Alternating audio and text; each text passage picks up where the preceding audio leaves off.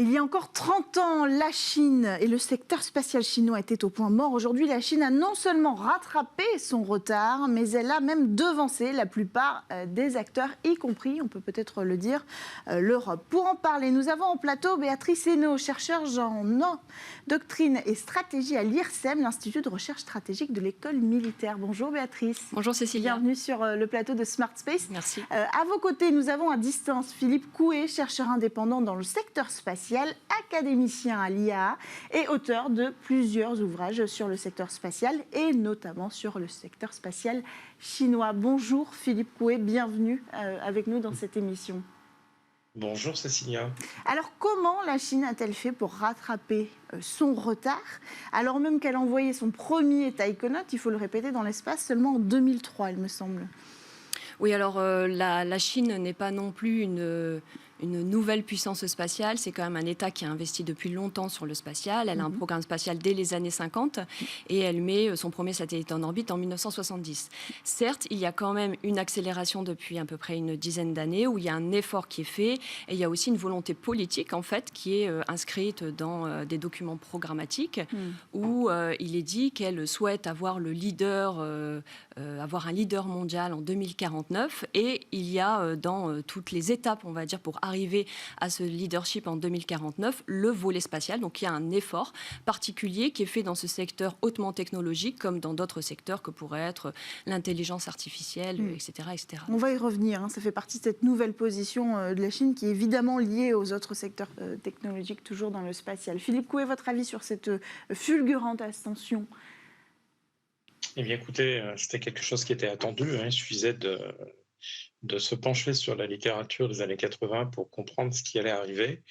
La dynamique, en fait, effectivement, elle s'accélère depuis 10 ans. En réalité, c'est à partir du début des années 90 qu'il y a un changement de braquet avec une accélération progressive à la fin des années 90 et puis la mise en place, en fait, de tous les programmes qui vont faire de la Chine une superpuissance spatiale dans les années 2000. Mais effectivement, en fait, on a vu l'aboutissement de cet effort à partir des années 2010.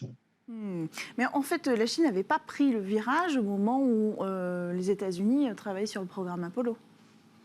Oui, enfin, elle avait déjà lancé ses satellites. Voilà, elle avait déjà lancé ses satellites. Il y avait quand même une certaine ambition, comme on l'a dit, ça s'est véritablement accéléré. Et puis, elle a vu aussi combien l'espace était utile, comme bien d'autres États, pour les applications civiles notamment, aussi pour des besoins internes, puisque c'est un État quand même continent qui a de grands besoins de connectivité, etc. sur son territoire, d'aménagement du territoire. Et l'espace est aussi un outil à visée interne, pas seulement un outil à visée internationale.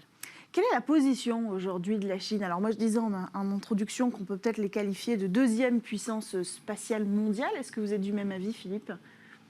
Oui, complètement. Oui. À partir du moment où on commence à lancer des sondes dans l'espace interplanétaire, quand on fait du vol évité, mais quand on le fait vraiment, c'est-à-dire qu'on maîtrise toute la chaîne depuis le lancement jusqu'à la récupération des gens, oui, là on monte en fait en gamme.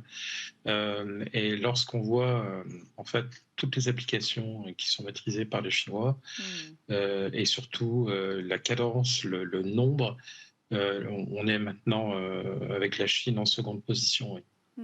Bien sûr. Alors, j'ajouterais effectivement que la Chine est en seconde position. Maintenant, les États-Unis, pour le moment, en tout cas, restent l'hyperpuissance spatiale. On a un budget qui est astronomique du côté américain. On estime, les experts estiment entre 50 et 60 milliards d'euros. Du côté chinois, on est plus, c'est des estimations également, entre 10 et 15 milliards. Donc, c'est un budget conséquent. On fait plein de choses. Comme l'a rappelé Philippe Coué, effectivement, on peut développer toutes les applications spatiales, même les plus perfectionnées. Mais on a quand même les États-Unis, finalement, et les autres. Mais effectivement, la Chine n'est pas loin derrière, finalement. Mais ce qui est très étonnant avec la Chine, c'est ce panel d'application. Philippe, vous allez pouvoir réagir à ce que disait Béatrice, mais vous le disiez, on parle de vol habité, ce qui est quand même difficile. On n'a pas cet accès à l'espace autonome aujourd'hui en Europe, par exemple. On parle d'une station orbitale chinoise qui est déjà activée, le Palais Céleste, comme on l'appelle, et qui sera, d'ici la fin de l'ISS, la seule station orbitale terrestre. On parle de technologie où on va sur la Lune, sur la face cachée de la Lune. Philippe, je vous vois réagir à ce que je dis, je vous en prie. Oui, non, pas du tout. Le Palais Céleste ne sera pas la seule station lorsque l'ISS aura disparu, si je puis dire. Vous n'êtes pas sans savoir qu'il y a au moins 5 projets de stations en fait, en développement aux États-Unis, dont 2 qui sont plutôt réalistes. Donc non, ils ne seront pas les seuls. Ça, mais ce sera un État. Alors, si je puis me permettre, Philippe, on aura des stations privées, on aura des stations dédiées à des activités commerciales, mais une station dédiée entièrement à la recherche, on n'a que le Palais Céleste, a priori, comme option. Alors, qu'est-ce que ça change, justement, dans la position de la Chine aujourd'hui ? La Chine, elle possède déjà sa propre station spatiale, donc ce qui est quand même quelque chose de très important. C'est le seul État aujourd'hui qui dispose d'une station nationale, l'ISS est internationale, mais c'est une position qui va être rattrapée, entre guillemets, par les États-Unis dans 3-4 ans, avec probablement plusieurs stations. Donc non, il ne faut pas dire que la Chine sera la seule à posséder une station, mais la Chine fait énormément, avance très très vite dans le vol habité. Puis je vous rappelle qu'en même temps qu'ils occupent l'orbite basse, ils préparent la Lune. Et ça, c'est ce qui va démarquer la Chine aujourd'hui. Effectivement, le Tiangong 3, c'est très important. Et puis, il ne faut pas oublier que malgré tout, les stations spatiales privées pourront aussi accueillir des expériences scientifiques. Bon, ce ne sera pas forcément avec un drapeau national, mais il peut y avoir des expériences scientifiques. Et ensuite, c'est vrai qu'on regarde tous un petit peu du côté de la Lune. Et c'est là où on voit parfois les rhétoriques de nouvelles courses à la Lune, etc.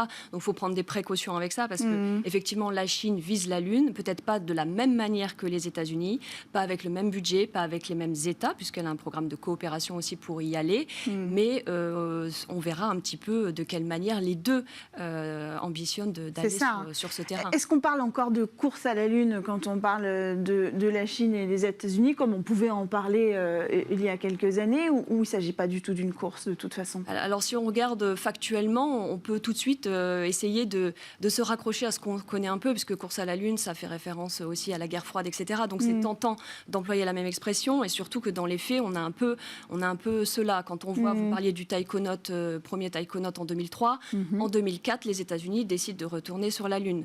Ensuite, on a l'annonce du programme Artemis, qui est précédé aussi de prouesses chinoises, et l'année d'après, on a l'annonce aussi par les Chinois du programme lunaire ILRS, avec notamment les Russes, et elle parle aussi d'autres futurs accords avec d'autres États. Donc effectivement, on voit que ça se chevauche quand même, les annonces. Il y a un effet. Voilà, au niveau chronologique, on voit qu'il y a quand même un chevauchement. Ensuite, au niveau des moyens, ce ne sera sûrement pas les mêmes moyens qui seront mis en place. Pour les ambitions, on en sait peu pour l'instant, puisque c'est quand même loin. Bon, on sait qu'il y a l'exploitation minière, et puis surtout, la visée, c'est quand même au-delà de la Lune aussi. Pour les deux, c'est l'exploration, on va dire, dans l'espace Mars notamment, et puis d'autres corps célestes. Philippe Coué, un mot sur cette dualité États-Unis-Chine. Alors, je suis désolé, Madame Hainaut, mais la constellation n'a pas démarré à cause du programme lunaire, du programme habité chinois. Ça n'a rien à voir. C'était simplement la volonté, en fait, après l'accident de la navette, de placer en fait l'objectif des États-Unis très très haut. En revanche, vous avez raison de dire que Artemis a été quelque part accéléré, on va dire, par les plans lunaires chinois en 2018-2019. Dans les faits, enfin, officiellement, il n'y a pas de course. Les deux, en fait, en parlent à demi-mot. La Chine ne dit jamais qu'elle est en compétition avec les États-Unis, mais dans les faits, par rapport aux décisions qui ont été prises, par rapport à ce que l'on voit maintenant tous les jours, c'est quand même un peu ça, quoi.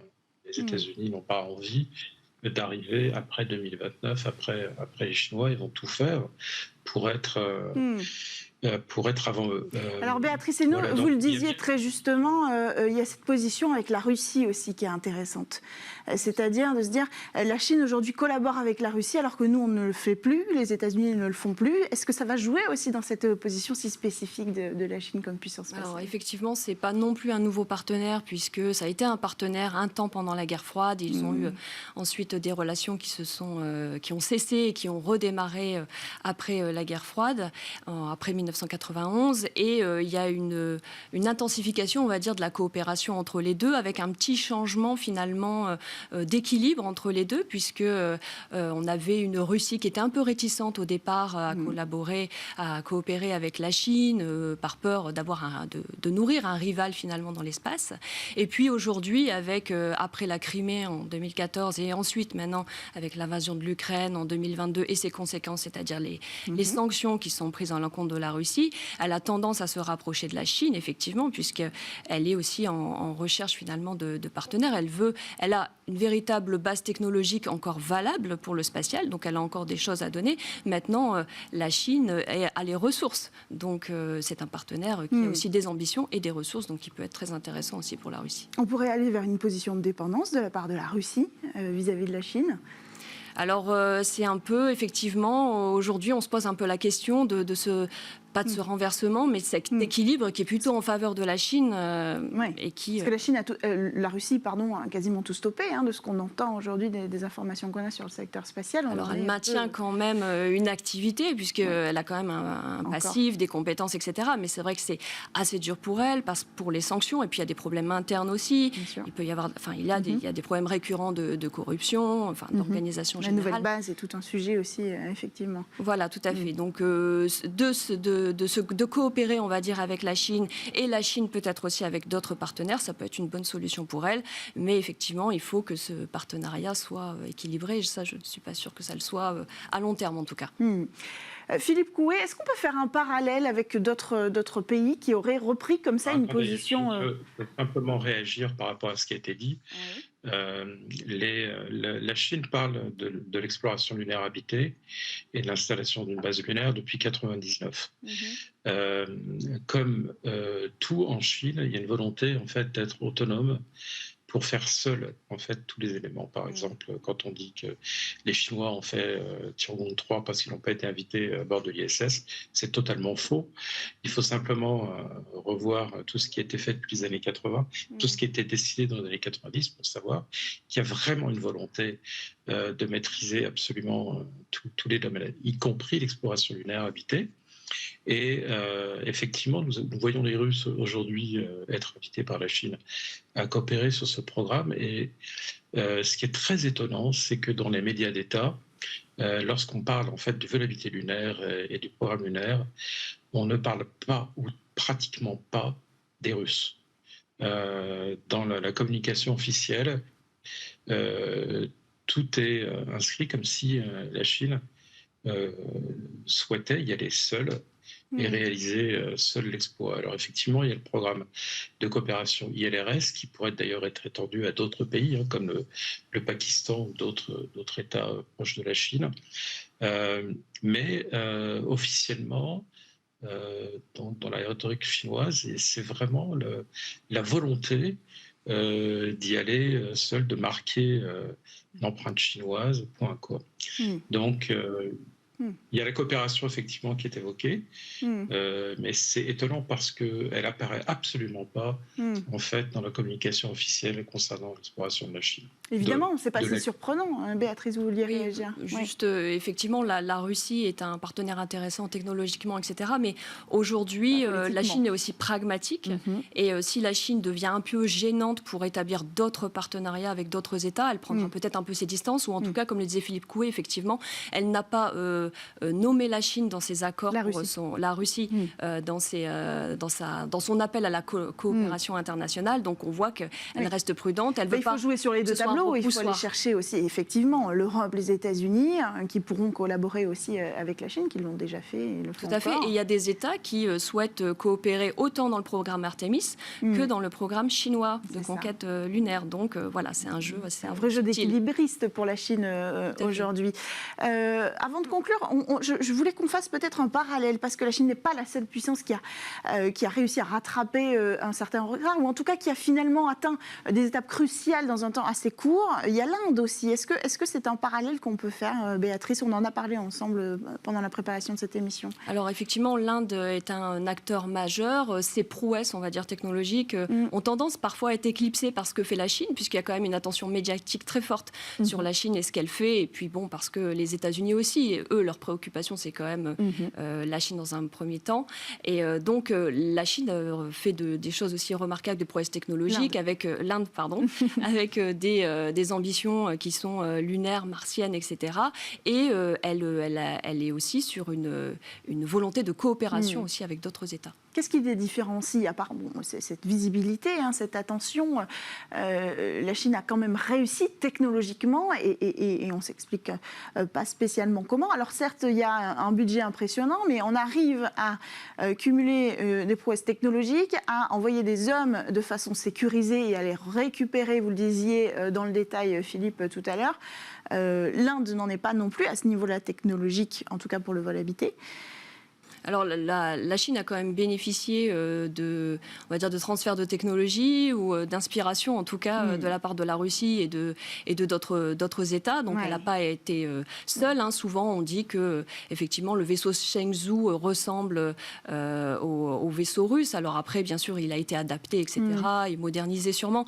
Mais en tout cas, elle n'a pas été seule non plus dans cette conquête. Donc il y a les budgets, mais il y a aussi la technologie. C'est cette position politique aussi qui a réussi à lui donner cet avantage technologique. Philippe Coué, un mot et on ne sera pas loin de conclure cette émission. Oui, simplement, non, il y a eu de l'inspiration, mais il y a eu très peu de transfert technologique. Et d'ailleurs, les Chinois s'en sont plaints quand on voit Shenzhou.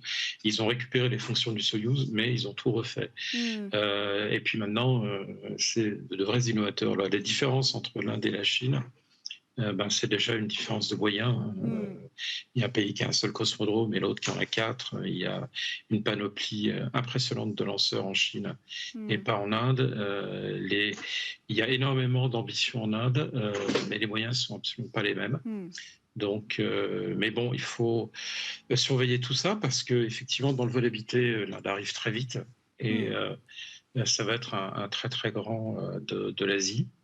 Voilà ce que je voulais dire. Quelle est la prochaine étape? Alors, on a l'impression que du coup, la Chine, en peu de temps, a franchi toutes les étapes cruciales.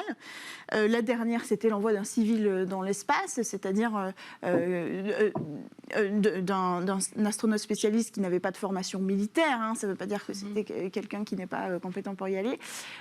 C'est quoi la prochaine étape? La station est là, c'est la Lune? Il ne faut pas nécessairement penser en étapes. Je veux dire, le spatial, on est toujours débordant d'idées pour trouver des nouveaux défis. Et puis, la conquête de la Lune telle qu'on la voit aujourd'hui, ce n'est pas la conquête de la Lune pendant la guerre froide, c'est-à-dire qu'on veut s'y installer, enfin que les États qui souhaitent y aller ne souhaitent pas forcément revenir tout de suite, s'y installer, l'exploiter pour après aller plus loin. Donc, toutes ces prouesses et ces avancées technologiques, elles vont prendre beaucoup d'années, je dirais même des décennies, donc on a quand même le temps de voir un peu venir.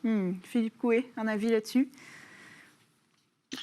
Oui, eh bien, l'avenir semble brillant pour les grandes puissances spatiales et nous aimerions que l'Europe en fasse partie parce qu'il y a une dynamique en cours tant aux États-Unis qu'en Chine qui est sans commune mesure depuis les années 60. Il faut remonter à la période Apollo pour constater ce qui se passe aujourd'hui en Chine et puis aux États-Unis. Et donc, on va avoir une multiplication de projets, l'apparition de lanceurs super lourds qui permettront de faire des choses entièrement nouvelles. Oui, j'avoue qu'en tant qu'observateur du programme spatial, pour moi, c'est compliqué en ce moment, tant il y a en fait de nouveautés Bien sûr. chaque semaine concernant le spatial. Et on constate particulier en toutes les Suisse. semaines dans Smart Space, effectivement. Merci beaucoup, Philippe Coué, d'avoir pris le temps de répondre à nos questions. Merci à vous, Béatrice Hainaut, d'avoir pris le temps de venir sur le plateau de Smart Space. On se retrouve, quant à nous, dès la semaine prochaine sur Bismart. À la semaine prochaine.